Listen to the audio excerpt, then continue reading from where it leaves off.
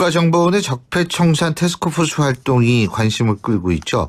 특히 이명박 정부 시절에 국정원에서 이른바 민간인 댓글 부대를 운영했다는 발표가 있은 후에 정치권에서는 이 기회에 적폐청산을 확실히 해야 된다.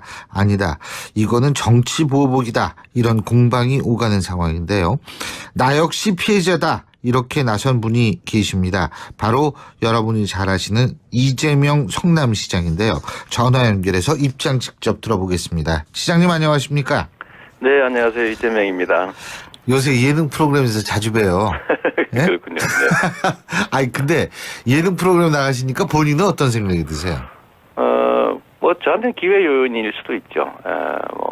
국민들 입장에서는 정치인이 실제로 저렇게 사는구나, 그냥 보통 사람이구나 이렇게 생각하는 면도 있을 것 같고요. 네.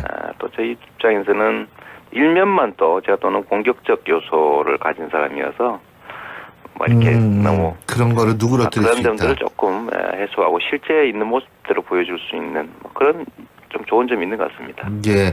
아니 뭐 사람들이 사모님 칭찬도 많이 하더라고요. 저보고 집에서 먼저 경선하고 나오라고 이런 얘기하고 그럽니다. 그죠.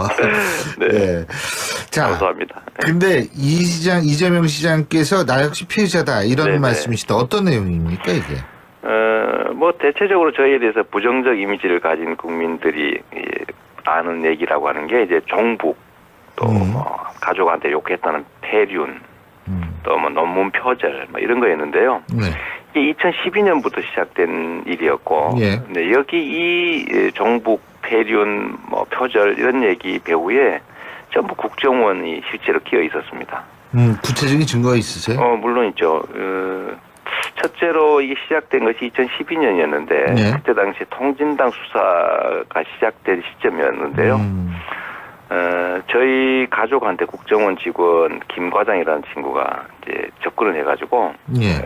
가족 분란을 만들어냈죠. 저희 형님한테 이재명이 간첩 30명하고 9월 말까지 구속된다. 뭐 간첩이다. 뭐 이렇게 얘기를 하는 거죠. 그러니까 우리 형님은 그 말을 100% 믿고 이제 국정원에 계속 출입하고 이러면서 저를 이제 종북 시장이다, 북한을 추종하는 시장이다 이런 식으로 대대적인 공개적 공격을 시작해서 집안 분란이 생겨나서 결국은 뭐 아주 안 좋은 일이 벌어졌죠. 그게 또 뭐 대대적으로 문제됐고요. 또 하나 이게 이제 뭐 종북 폐륜 뭐 시작이 됐던 겁니다. 또 하나는 이제 좀 전에 말씀드린 2012년부터였고 2013년에는 이제 논문 표절 얘기가 이제 문제가 되기 시작했는데 석사학위 논문이죠.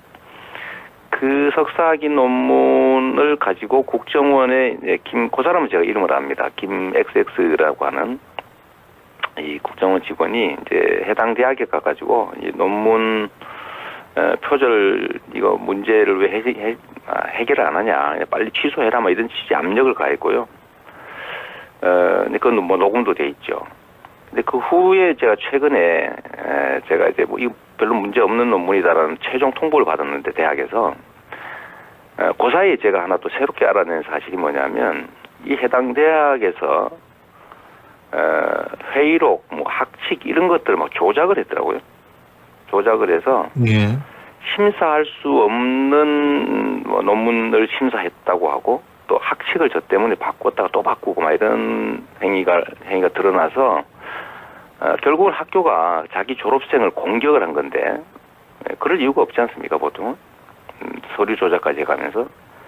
그래서 요거를 제가 공개적으로 곧 문제 삼을 생각인데 요거를 보면 해당 대학이 국정원의 압력 때문에 어쩔 수 없이 강요받았던 정황이죠. 서류 조작까지 해가면서 국정원이 논문 표절로 밀어붙였고 해당 대학은 근거도 없이 뭐 표절로 곧 취소할 것이다라는 언론 플레이까지 해가면서 뭐 학칙 만들고 또 고치고 회의록 만들고 이런 것들을 했던 걸 보면 국정원이 배후에서 심각한 압력을 행사했던 걸로 생각이 됩니다. 지금 국정원 TF에서 그럼 이 부분 조사하고 있는 것으로 알고 계세요? 저는 일단 이 자료들을 국정원 TF로 보냈죠. 뭐 국정원 TF에서 판단할 텐데 조사해야죠. 있을 수 없는 일 아닙니까?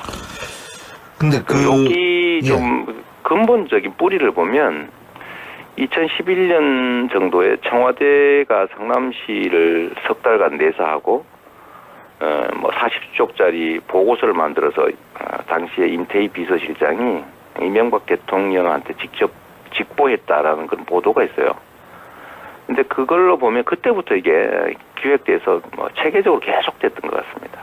근데 이제 이거는 여론 조작이 아니라 정치인 이 사찰 압력이죠, 그죠? 사찰 정치 공작이죠. 정치 공작, 그죠? 선거 개입 정치 공작이에요. 그 이명박 전 대통령에 대한 수사가 있을 수밖에 없다고 보십니까? 당연히 해야죠. 저는 뭐 4대강 예를 들면 각종 법령까지 어겨가면서 막 밀어붙였던 저는 그 거의 국고손실죄에 해당된다고 보고요.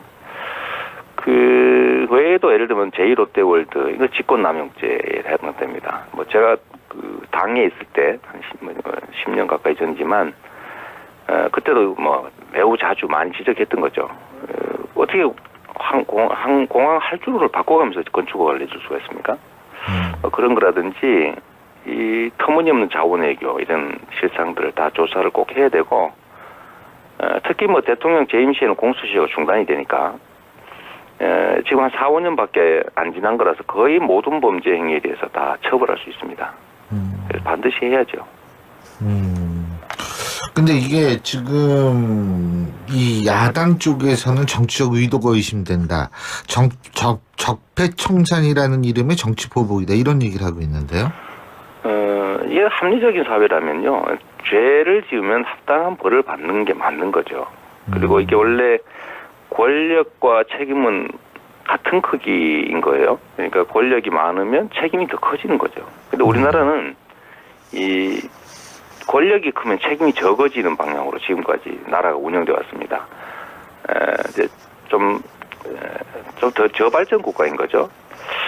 그걸 이제 정치보복이라는 이름으로 합리화했던 거예요. 근데 진짜 정치보복은 없는 죄 만들어서 덮어 씌우는 것 같은 걸 말하는 거죠. 예를 들면 뭐 김대중 대통령 감처벌을 못한다든지 이런 것들을 말하는 거고, 지은 죄에 대해서 합당한 처벌을 가하는 거는 그건 뭐 상식을 회복하는 거지 정의를 구현하는 거지 그게 어떻게 정치보복일 수 있겠어요.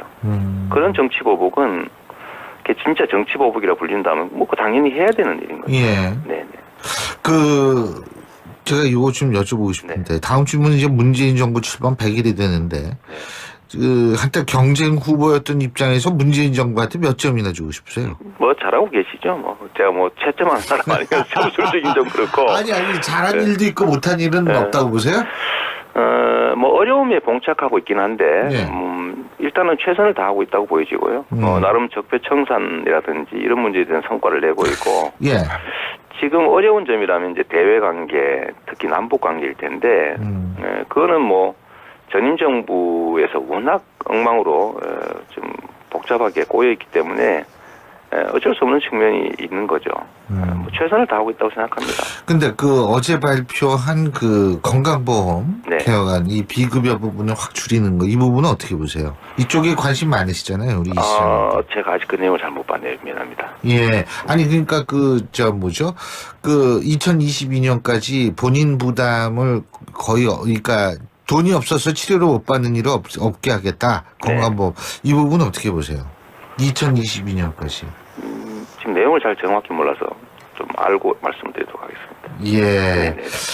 그것도 어떤 의미로 제가 이거 받아들여야 될지 모르겠네요. 아니, 지금 제가 내용을 정확히 몰라요. 예, 네네. 그렇군요. 모르고 얘기하는 건 좀 문제여서. 네. 그리고요, 정부의 슈퍼리치 증세안에 대해서 논란이 있었죠. 그죠? 근데 이게 결국은 뭐냐면 서민 증세까지 이어질 것이다. 이런 주장이 있는데 이거는 뭐라고 보세요? 저는 뭐 이런 문제는 확고하죠. 지금 우리 경제의 어려움은 격차 때문이다. 지나치게 자원과 이익이 특정 계층한테 쏠려 있으니까 이제 효율을 발휘하지 못하고 저성장 국면으로 접어드는 거죠. 해결하는 방법은 이제 기회, 경쟁, 그다음에 결과 배분이 공정해지는 거고요. 그 방법 중에 하나가 증세를 통해서 국가 재원을 늘리고 복지를 확대함으로써 불평등을 해소하는 과정입니다. 그러니까 증세와 복지 확대. 이건 모든 국민이 동의하지 않습니까?